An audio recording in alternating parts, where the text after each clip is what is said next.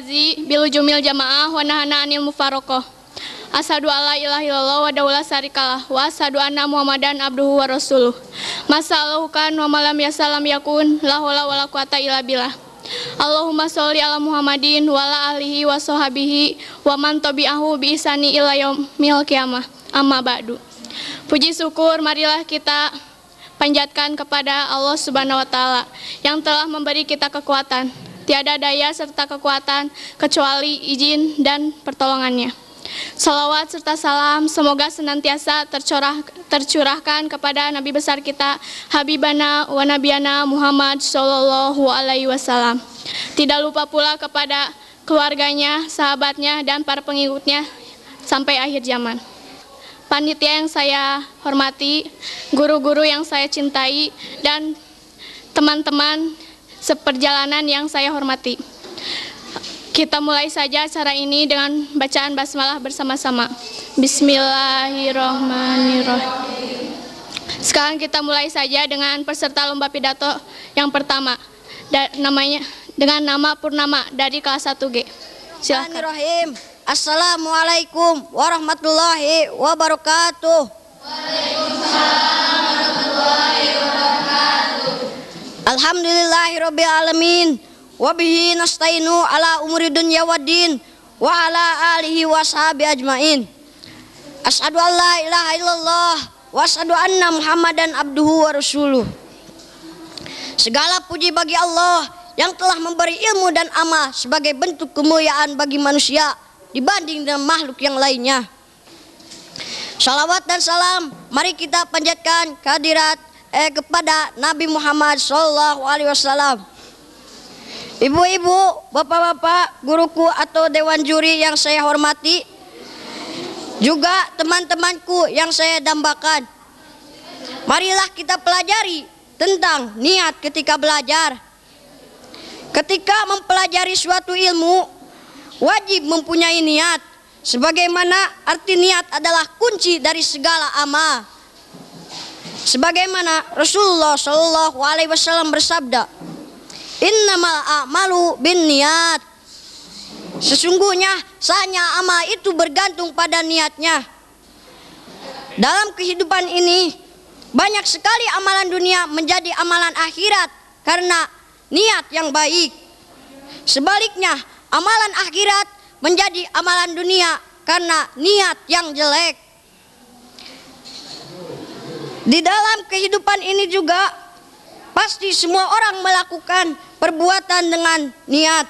Contoh, di dalam menuntut ilmu kita tidak akan putus asa walaupun rumah yang jauh ke tempat menuntut ilmu karena tekad yang tinggi atau niat. Assalamualaikum warahmatullahi wabarakatuh. Waalaikumsalam warahmatullahi wabarakatuh. Alhamdulillahirabbil alamin wa bihi nasta'inu ala umuri dunya waddin wa ala alihi wa sahbihi ajmain amma ba'du. Alhamdulillah, segala puji bagi Allah yang selalu membimbing hambanya ke jalan yang benar.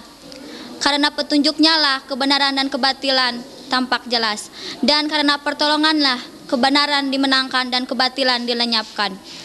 Aku bersaksi tiada Tuhan selain Allah, dan aku bersaksi bahwa Muhammad adalah hamba dan utusannya. Di tengah hiruk pikuk kehidupan, kita dihadapkan pada persoalan hidup. Pada saat yang sama, hati dan pikiran kita yang semakin mengglobal. Disinilah hati kita diuji. Apabila ia memiliki ilmu dan keyakinan, maka gejolak hidup akan mampu teratasi. Artinya hati akan tetap tegar dan beristiqomah pada jalan yang benar. Para bapak ibu juri yang saya hormati, para panitia OSIS yang saya hormati, dan teman-teman yang saya hormati, pada kesempatan ini saya akan membawakan pidato yang berjudul Orang-orang Musyrik yang Menentang Siksa dari Allah. A'udzubillahi minasyaitonirrajim. Bismillahirrahmanirrahim. Qul la amliku li nafsin darran wala naf'an illa ma syaa Allah.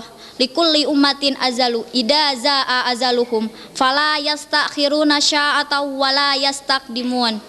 Shadaqallahul adzim. Kul katakanlah la amliku li nafsin, aku tidak berkuasa mendatangkan dorron kemadaratan, wala naf'an, dan tidak pula kemanfaatan, illa masya Allah, melainkan dengan kehendak Allah.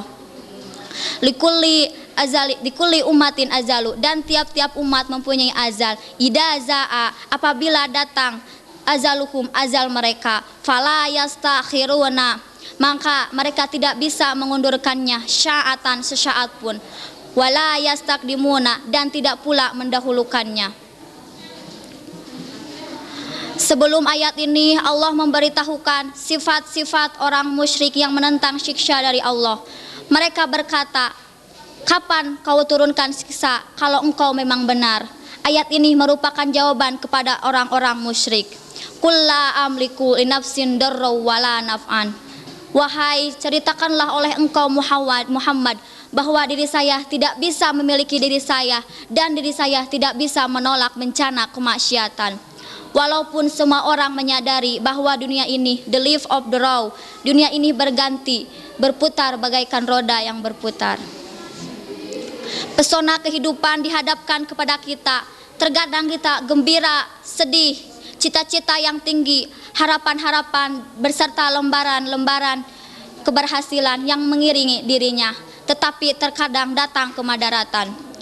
Tidak ada orang yang dapat menolak kemadaratan. Cerita cinta, cerita seorang petani, pejabat, itu tidak ada kemanfaatan.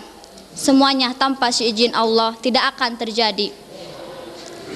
Semua orang menginginkan keberhasilan, bukan saja orang kaya, tetapi tukang beca pun menginginkan keberhasilan, tetapi itu tidak ada kemanfaatan. Apabila Allah tidak menghendaki, maka tidak akan terjadi wala naf'an.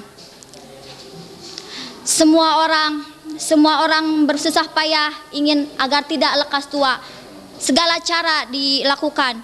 Senam pagi, olahraga, makan jamu, tetapi itu tidak akan merubahnya. Ketika ajal kematian menghampirinya, apa boleh buat, itu adalah takdir. Semua orang pasti akan mendapat kehancuran, dan ketika kehancuran itu datang menghampirinya, itu akan terjadi kalau itu memerlukan seizin Allah, illa masya Allah. Faida za'a azaluhum.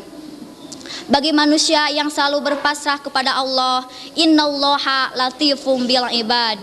Jadi kesimpulannya, tidak ada seorang manusia pun yang dapat menolak kemadaratan, dan ajal datang tidak diketahui dan tidak bisa didahulukan ataupun diakhirkan. Sekian pidato dari saya. Mohon maaf apabila ada kesalahan. Sebelum dan sesudahnya saya ucapkan terima kasih. Assalamualaikum warahmatullahi wabarakatuh.